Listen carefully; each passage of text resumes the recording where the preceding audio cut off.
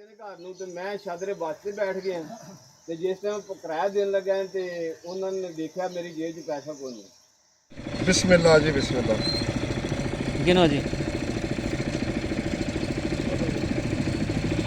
तो गिनी जाओ। 3 आगे गिने।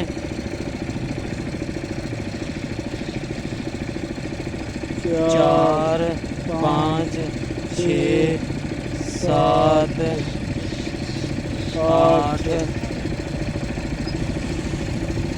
9 9,500 9,500 9,500 600 700 700 800 800 800 900 900। ਇਹਦਾ ਮਤਲਬ ਸਿਰਫ ਕਸ਼ਤੀ ਦਾ ਕਿਰਾਇਆ ਹੀ ਦਿੱਤਾ 10,000 ਰੁਪਏ। हाँ चलो जी। ये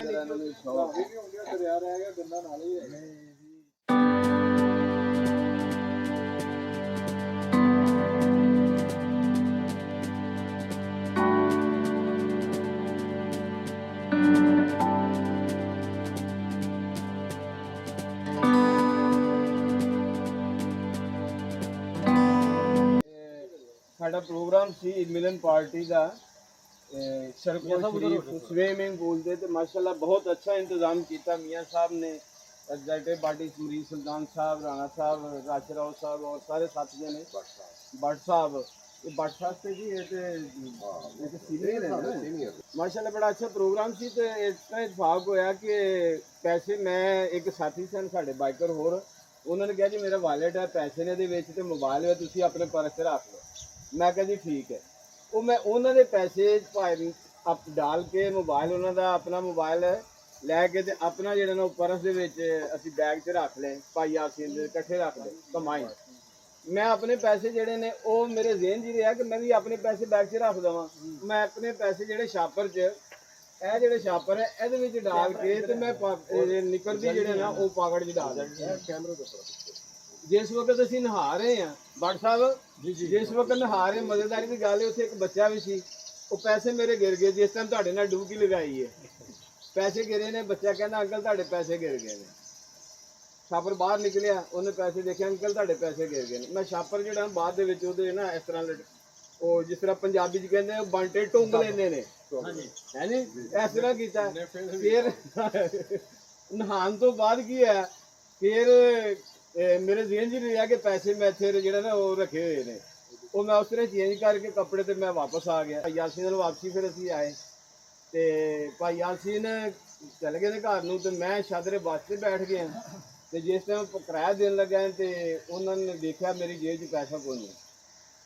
तो बस वाला कहता भाजी की गल है। मैं क्या यार कोई नहीं मैंने जरूरी काम एक पै गया। मैं क्या मैं अगर इनू अपना उधर पेश कराँगा तो जिस तरह की माहौल बनया होया तो ये बेहतर है कि मुशक्कत उठा लो ये सामने शर्मिंदा ना हो।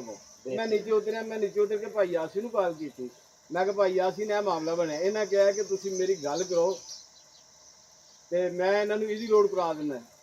फिर मैं कि यार ईजी लोड इन्हें कराना ये बंदा इतमाद करे या ना करे।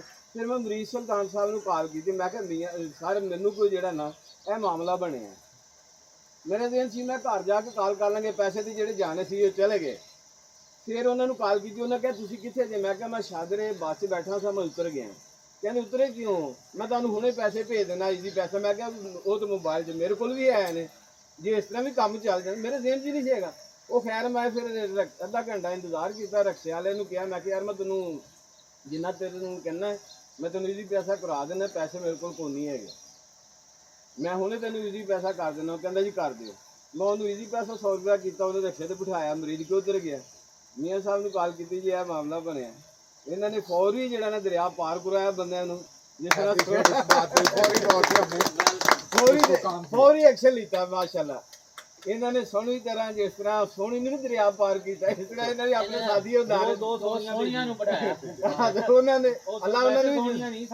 अल्लाह जजाए खैर दे साड़ियां सीनियर सोहनियां सन फौरी जनाब गए उन्होंने जाके उतो जिथे मतलब चेंज किए उतो पैसे मिले उन्होंने दोस्तों ने मियाँ साहब के हवाले इस तरह इस अमानत को जो ना इन्होंने सपुर्द किया तो मियाँ साहब ने यो छापर यो पैसे मेरे पूरे मैनू लुटा दिते। मैं बहुत ज़्यादा शुक्रिया अदा करना इस बाइकर कम्यूनिटी का पायक क्लब का मैं बहुत ज़्यादा इन्हों का शुक्रिया अदा करना है।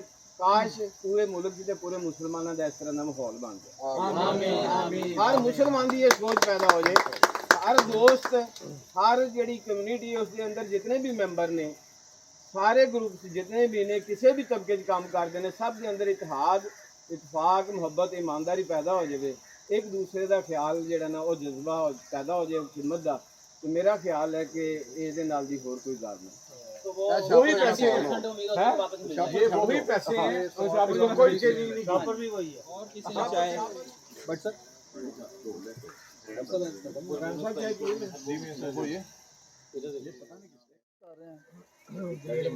हमारी कोशिश जितनी गैदरिंग होगी हमारे लिए बड़ी सफिशेंट है। इसके बाद इसको बढ़ाने की कोशिश करेंगे इंशाल्लाह। जी भट्ट साहब, आपकी तशरीफ आवरी का शुक्रिया। यंग बाइकर के नाम को इंतजाम पहला मीटअप किया है और बहुत मज़ा आया है। और राना साहब के घर से टिक्कियाँ आई थी, इतनी टेस्टी थी कि मज़ा आ गया खा के। चाय भी बहुत अच्छी थी, गोलियाँ भी, और सारे मज़ा कर रहे हैं। हमारा पहला मीटअप है जी माशाल्लाह, और हम इसे बड़ी से तरीके से इंशाल्लाह करेंगे। और बाइकर्स के लिए ये है कि अपने जो भी छोटे मोटे ग्रुप हो, जिसके भी छोटा ग्रुप बड़ा ग्रुप मीटअप रखा करें। उससे ये होता है कि आपस में हम आमदनी रहती है और अगले प्रोग्रामों के लिए बंदा वो उसमें मसावरत करके अपना प्रोग्राम सेट करता है। शुक्रिया जी जाहिद साहब।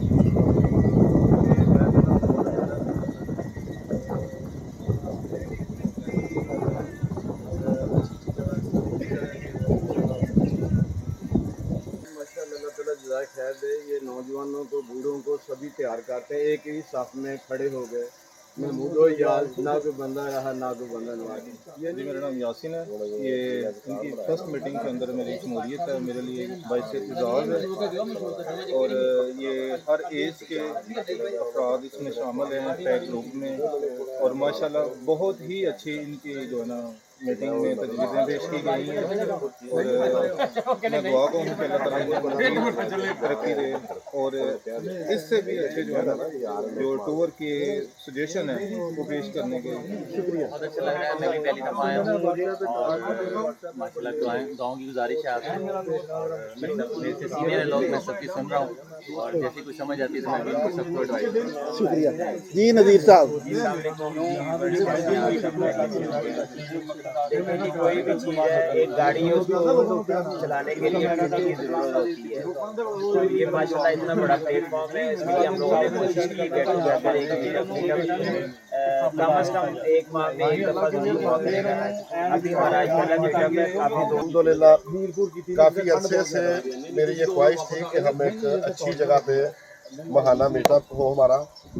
तो अब हमने ये स्टार्ट लिया है और इसका मकसद यही है सियाहत को फ़रोग़ देना, पूरी दुनिया में अमन का पैगाम देना है। और फॉरेनर्स हमारे आते थे बहुत ज़्यादा 9/11 से पहले, अब हमने फॉरेनर्स को दोबारा लाना है अपने प्यारे पाकिस्तान में। और इसके लिए हमारे ये जी नियाज भाई, कैसा फील कर रहे हैं आज के मंथली मीटअप में? जी अल्हम्दुलिल्लाह, ये रेस कोर्स में हमारा फर्स्ट मीटअप था और काफ़ी दोस्तों ने इसमें हिस्सा लिया और इंशाल्लाह आगे भी सब दोस्त जो है ना इसमें शामिल होंगे। शुक्रिया। दोस्तों ने जो है ना नेटवर्क की प्लानिंग भी की है, बाइकर ज़ाब्ता अखलाक के ऊपर भी बातचीत की गई है। और पाकिस्तान में टूरिज़म के फ़रोग़ के लिए जो हुकूमती सतह पे इक़दाम था उनको भी डिस्कस किया गया, जो इंडिविजुअल लेवल पे डिसिप्लिन को मेंटेन करने के लिए जो प्रोग्राम किया गया उसके ऊपर भी डिस्कस की गई है। और उम्मीद करते हैं कि आने वाला वक्त पाकिस्तान में टूरिज़म के लिए बेहतर साबित होगा। शुक्रिया। पाकिस्तान एडवेंचर क्लब को इजाज़त हासिल है कि पाकिस्तान एडवेंचर क्लब पाकिस्तान के उन ग्रुपों में उन वाहिद ग्रुपों में शुमार है जिसमें एक साल में तकरीबन 90+ जो है ना इवेंट किए। और ये तमाम इवेंट जो है ना यंग मैच के साथ और इस फील्ड के सीनियर्स के साथ, जूनियर्स के साथ और न्यू वंस के साथ जो है ना बड़े कामयाब टूर किए और पूरे दुनिया में पाकिस्तान का जो है ना अमन का पैगाम जो है ना वो फैलाया। टूरिज़म प्लेटफॉर्म पे हमारी ये सारी एक्टिविटी करने का मकसद जो है वो पाकिस्तान का जो सॉफ्ट इमेज है वो पूरी दुनिया को दिखाना। पाक एडवेंचर क्लब ना सिर्फ टूरिज़म के फ़रोग़ के लिए कोशिश है बल्कि वेलफेयर एक्टिविटी में भी बहुत इन्वॉल्व है। पाक एडवेंचर क्लब का एक सब ग्रुप है जिसे ब्लड डोनर ग्रुप बोला जाता है। आप किसी भी तबका से ताल्लुक़ हो, आपको ब्लड की ज़रूरत हो, आपको किसी दोस्त को ज़रूरत हो और या फिर आप ब्लड देना चाहें, आप आएँ और हमारे साथ जो है ना इस मुहिम में हिस्सा बने और इंसानियत के फ़रोग़ के लिए, इंसानियत की फलाह व बहबूद के लिए हमारा साथ दें। शुक्रिया। पाकिस्तान जिंदाबाद, जिंदाबाद, एडवेंचर क्लब जिंदाबाद। 5 अगस्त को इंशाल्लाह हमारा दूसरा टूर का आगाज़ होगा।